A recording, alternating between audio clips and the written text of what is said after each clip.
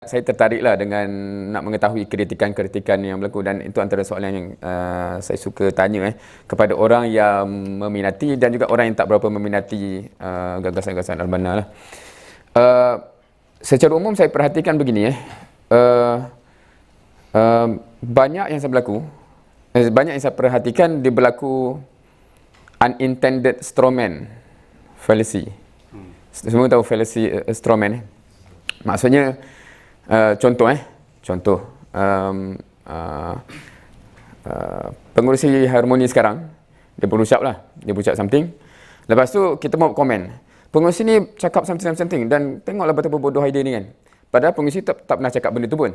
So tu strawman lah, kita menjatuhkan hujah dia konon-kononnya, padahal bila pula aku cakap macam tu kan. So saya perasan banyak gagasan Albana ni dia jadi gitu, macam bila Albana kata benda tu tiba-tiba je kan, so gitu